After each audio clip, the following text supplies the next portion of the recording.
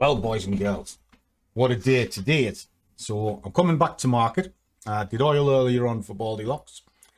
And now I'm looking at dollar JPY for Casper because he was struggling a little bit. Let's just fire this on and I'll kind of explain it. I'm going to drop an order in as we speak. Even though it says wait, it is waiting because I'm going to put the order underneath this green candle here. So let me just get that into play as we speak. So I'm looking to sell it. And we're looking for about 12 pips, give or take. Okay. So I'll just drop that in as a quick scalping order as we speak. I'll adjust it as we go. But at the moment, the order is here. So let me explain where this all came from. So I keep an eye on this lot all the time. Okay. They're actually in having a good little chat amongst themselves. If I wasn't on the camera, I'd be in there with them. And here we go. So little Casper is either looking at the NASDAQ or USDJPY. I looked at both of them in this video. And the USDJPY was the better of the two. So, and I trade hour to hour, one product at a time. You see anybody jumping from chart to chart to chart, searching for a trade, they're setting themselves up for a fall. I've also put this into here for them. Now, I'll put the bigger version on so you can see it. But that went in, as you can see, before I've gone to market or before I'm looking to go to market. Now, from here, if I just pull the bigger version in, I've already been into trades this morning, complete one thing and another. And I'm currently also looking at the small account challenge, which is this one here. This one's about to finish off. It's gone net positive now. Again, I was showing them this morning. So it's currently £7 across them all. I might even just kill this off, to be honest. I look to do about £100 a day on this one. And if I look for today, just pull this in.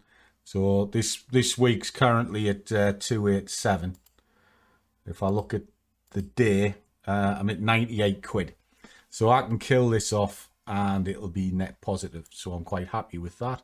And what I'm also doing is I've been kind of mirroring it over on this particular one, which is the challenge that I took up on the 5%ers when I was on the live stream. And again, I look to do about £15 a day on this. I've done 28 today. So it's bouncing along. And hopefully in the next 6 weeks, that'll be passed. So that's just a mirror of the other one. In fact, I'm going to kill the other one off now, even though it's doing quite well. I'll do that for you, just so you can see it. Got plenty of room in here. It's pushing up a little bit, but it is starting to push to the tops of these. So I might as well just take the money. Bang, bang, bang. That's it, nicely banked. I can put that to bed. I'll look at it again tomorrow. So there we go. So keep an eye out for the Vanguard updates, because that's where that money goes. So I try to get about £700 a week out. Okay, so what's the picture telling me here? Well, we're looking at this, and it's telling me to keep my TPs relatively low. So it's 12 pip target based on its ATR. It's fair, so it's not too bad. But there's a bit of indecision in and around here. So what we can see is it's genuinely on a selling market. So we're in a bear market. The dominance is sell, which is kind of what I'm looking at. The lower time frames are a buy, but the hourly showed signs that it would push down. So it's just waiting for it to pull up, to slam down. And the red light, green light, what I use for a confirmation as well, is telling me to sell it. So across the board, it's saying sell it. Now, when I look at the way the marketplace is operating, you've got JP, which is stronger than the US here. US is on the floor. There is a little bit of a change in strength on the other side, but again, they're very close together. So this is kind of telling you, well, the US is pretty weak, adds a bit more weight to the sell. Okay. So what are we doing now? Well, the next part of it is to have a look and see why we're going to sell it. Well, I'm monitoring a 15-minute chart because that's nice and easy to do. And I want the price to come to me. So as long as I've got this direction correct, it'll forgive any bad entry. So this isn't a bad entry. That's a good entry because it's at this cluster point. It's the break of the last previous swings that it's already had a go at. And what we can see is we can see a high, a lower high, lower high. This one hasn't completed, but likewise down here. Low, low, low, low, low. So the general direction is down on a 15 minutes. So that isn't a bad target. Now, if I scroll this out to 4 hours so we have a look at it, well, down, bit of consolidation, down, bit of consolidation, down, bit of consolidation. The next one is down. But we have a problem. And that problem is when you look at these sort of structures, they do run out of steam and then try and come back up. Now, this could easily rally up into this region because it'll look to test where it's been before. Well, that would be here on a 4-hour chart, right up this section. Okay. Do I want to fight the market if I'm selling it into this level here? No, I don't. So I need to drill in. This is a solid move down. It's not really showing big signs of a retracement yet. So I have to assume that it's still moving down. Take it to the hourly, same scenario. Now, one of the things that we do have to worry about is the rules of Fibonacci. Now, the rules of Fibonacci are strong directional drive, 80% of the time will move to 50%. However, when I look at this, it's pushed in, but then it's struggling to stay up. So that also adds weight as to why it might push down. It may well try and get back up here. However, it's struggling between this level, and we have a movement to the down. So it might actually push down first and then spring up. And that's what I'm looking at. I'm looking at that push down into here because that's the dominance for this next hour or so. And if it's wrong, well, it's wrong. I've got to get out. So what would I do if I'm getting out? Well, I now look at a protection point and a swing. Protection point, swing. Protection point, swing. Now, this one's probably too far away to make it worth it, but this one's in the realms of possibility. So I'll be looking at this point here, an area around there, just to give a case in point.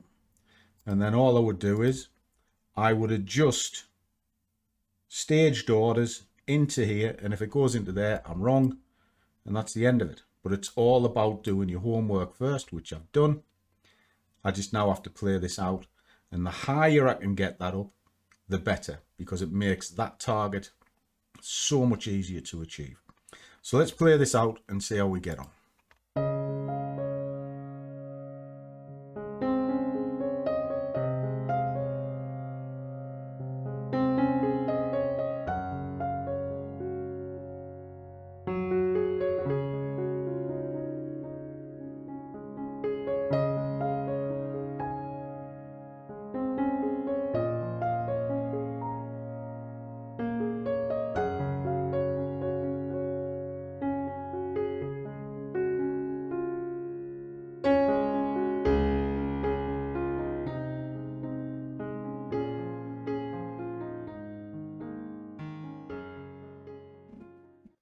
Okay there, Casp, that's done for you, little kid.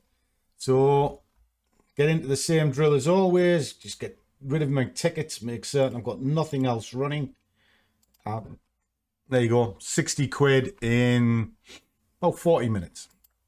So I'm quite happy with that. It's a decent return, followed the plan well, trailed the candles, slammed in, job's done. Now, it's not really difficult, is it?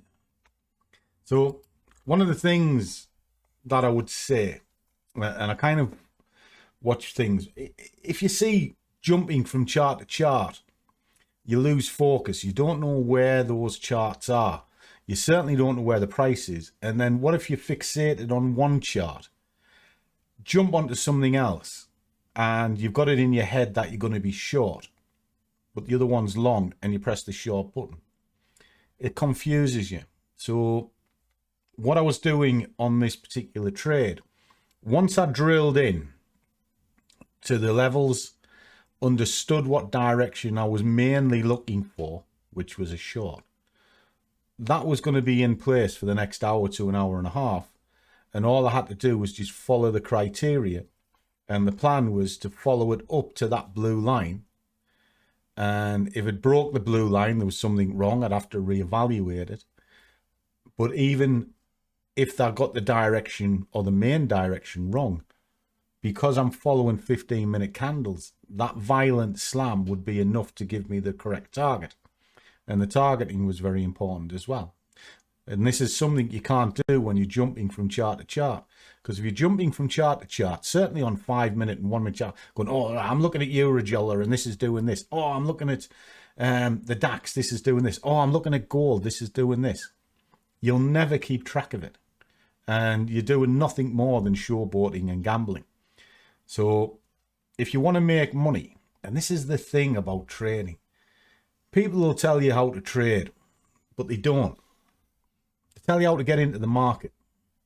But getting into the market is not how you make money.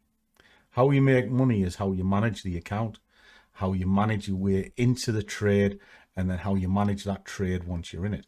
That's how you make money. Now, jumping from chart to chart, nothing more than showboating. So slow down, hour to hour, one product at a time, and then stick with that product till it's complete. And if you're being paid enough for what you're happy with, walk away. And you'll find you will get money. And you'll have a lot more money than you will chasing your tail. Less is more. So as always, guys, trade well, keep your risk managed, but above all, do what you love, and the money will follow. See you all in the next one.